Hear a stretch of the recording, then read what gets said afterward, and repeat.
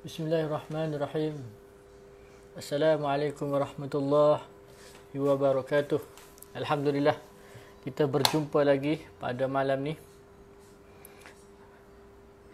Apa khabar semua?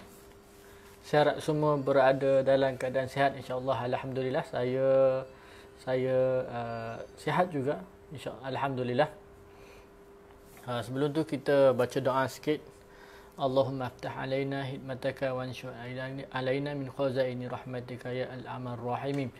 Okey, malam ni saya nak share satu doa. Doa ni daripada hadis yang disampaikan oleh Abu Darda.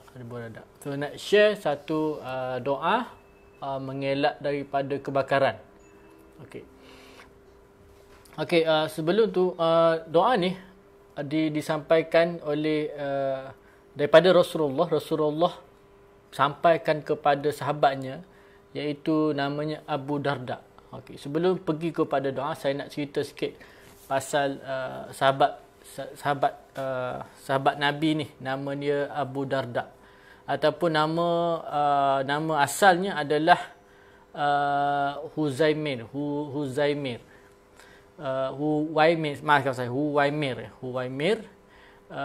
Nama dia tak famous, nama asli dia tak famous.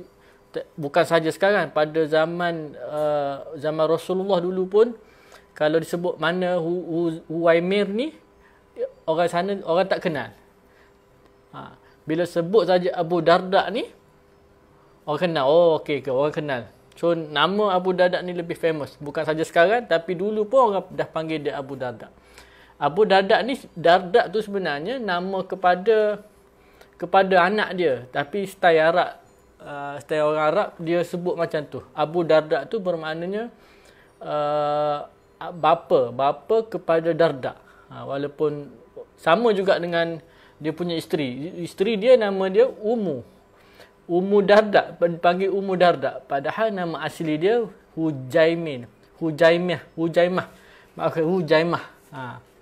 Hujaimah binti Huyai. So Abu Darda ni dia adalah seorang businessman yang berjaya. Dia kaya dan dia terkenal. Dia adalah daripada keturunan Khazraj kan. Kalau ingat, Madinah ni pada asal sebelum Nabi sampai, dia ada dua kabilah, iaitu Khazraj dan Aus. Bila Rasulullah sampai, Rasulullah tak mau lagi ada dua nama ni. Rasulullah bagi satu nama, iaitu Ansar. Sebab dua kabilah ni berperang dan semuanya.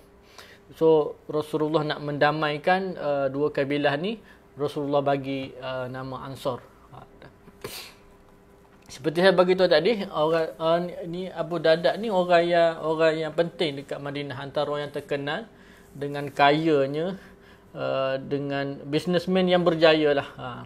Dan dia juga adalah seorang yang cerdik, sehingga kan sahabat-sahabat namakan dia sebagai Hakim Mul Umat.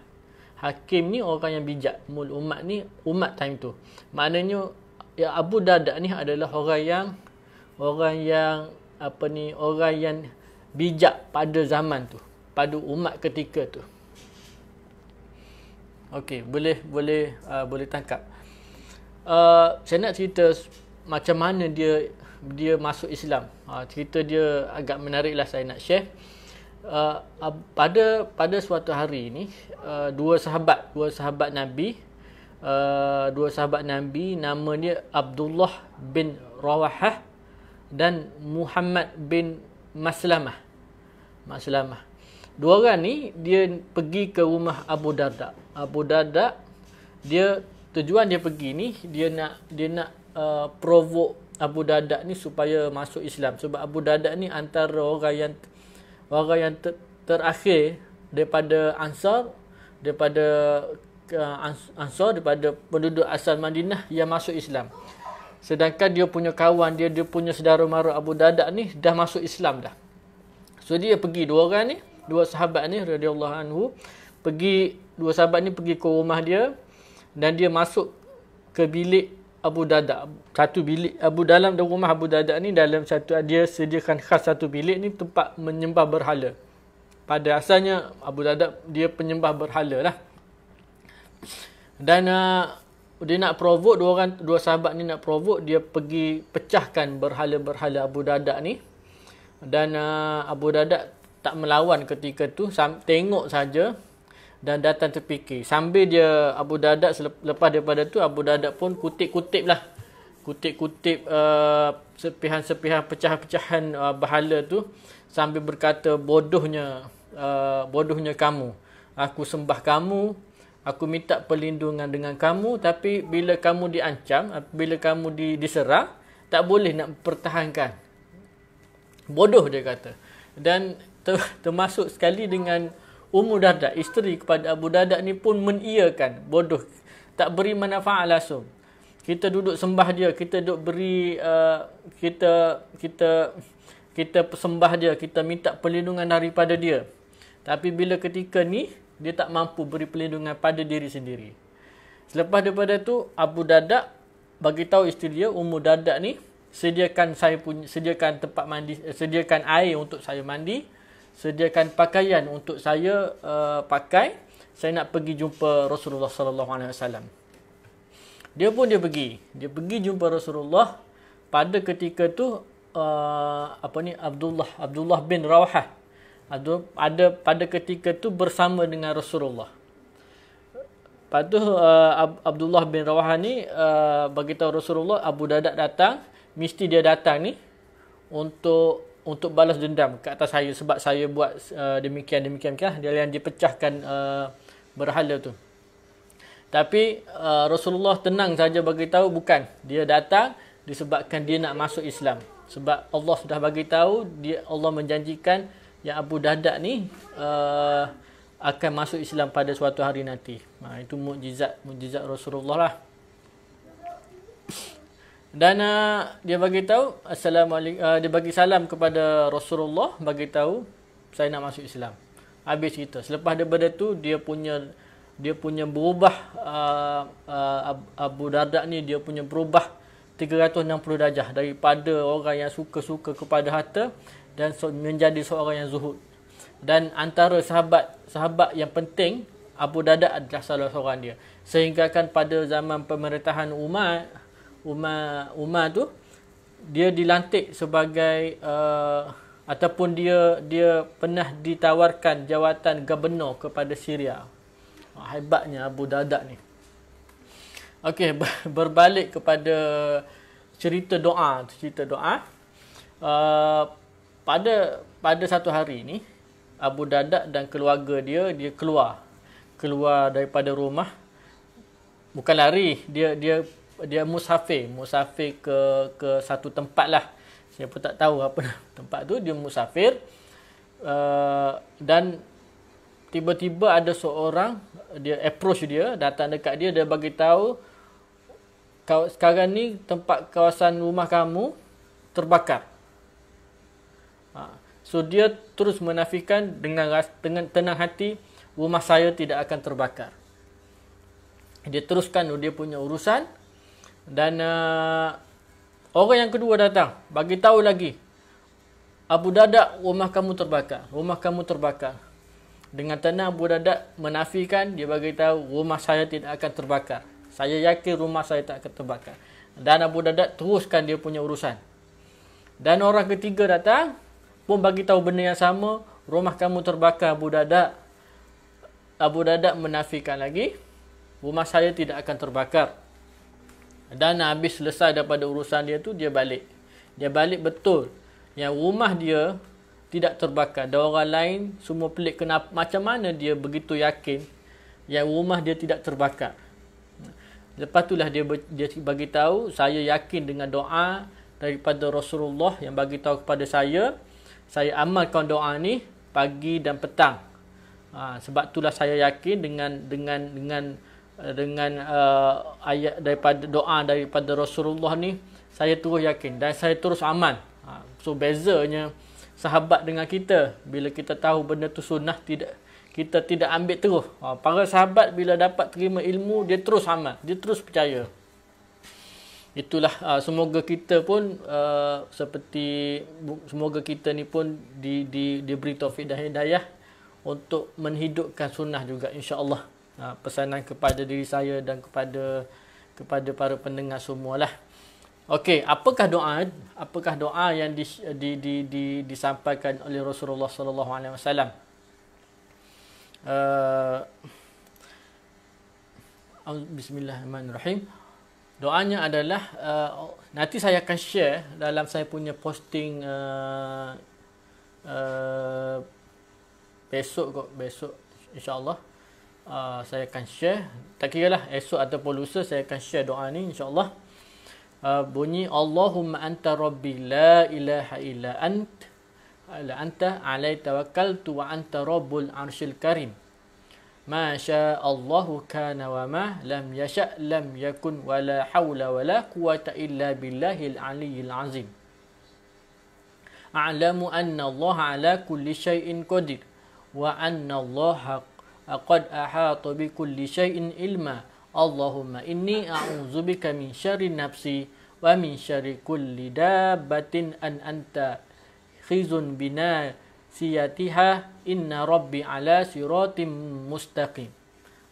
Bunyinya macam itulah. Kalau saya ada salah baca, mana-mana yang para pendengar yang boleh tegur, bagi tegurlah.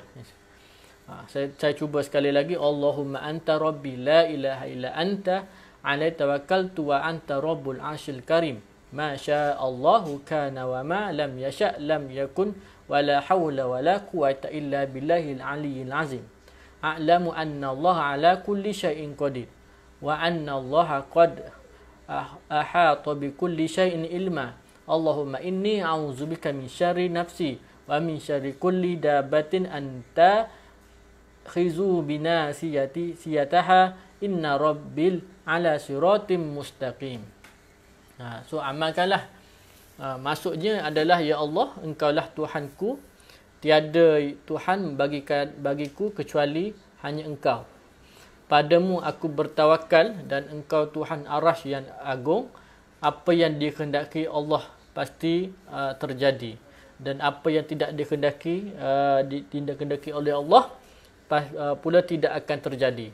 So tiada daya upaya dan tiada pula kekuatan kecuali hanya dengan Allah yang Maha Tinggi Daya Maha Agung. Aku yakin bahawasanya Allah berkuasa atas segala sesuatu dan bahawasanya Allah meliputi segala sesuatu dengan ilmunya. Ya Allah, sesungguhnya aku berlindung dengan engkau dari kejahatan diriku dan dari kejahatan segala makhluk yang melata. Engkaulah yang memegang ubun-ubunnya. Sesungguhnya Tuhanku sentiasa berada di jalan yang lurus. So itu adalah terjemahan dia. Saya akan share insya-Allah nanti. So yakinlah doa ni akan beri manfaat kepada pengamalnya. So jadikanlah sebagai wirid pesanan kepada saya dan pesanan kepada para pendengar. Wirid doa ini pada waktu pagi dan pada waktu petang. InsyaAllah keluarga kita akan terhindar daripada segala musibah, especially-nya kebakaran.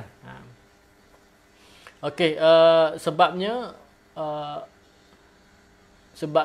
Allah yang menentukan. Allah semuanya berada dalam perintah Allah.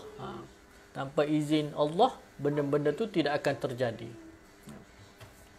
So itu sajalah saya punya perkongsian doa. Nanti saya akan buat posting insya-Allah. Di samping kita belajar tip-tip keselamatan yang saya share, nasihat-nasihat keselamatan, do and don't pasal keselamatan, dan kita juga jangan lupa itu hanyalah berapa persen sahaja daripada usaha kita untuk mengelak daripada kemalangan. Yang selebihnya, yang portion peratusan yang besarnya adalah macam mana kita dengan Allah Maha Pencipta kita ni. Sebab tidak ada yang terjadi melainkan dengan izin Allah Taala. Sebab itulah pagi-pagi saya buat FB Live, saya buat sharing zikir-zikir pagi, zikir-zikir yang diamalkan oleh Rasulullah sallallahu alaihi wasallam. So kalau ada masa bolehlah join saya punya live, kita berzikir sama-sama insya-Allah. Itu sajalah daripada saya untuk kali ini. Semoga perkongsian saya ni dapat beri manfaat kepada pendengar semua, dan juga saya mohon maaf di atas masalah teknikal yang saya hadapi malam tadi. Malam tadi pun saya share. So bila saya share benda ni, bila saya tengok balik dengan laggingnya, dengan dia ada masalah internet, dan time tu juga anak saya terjaga daripada tidur, dan dia buat kacau sikit lah.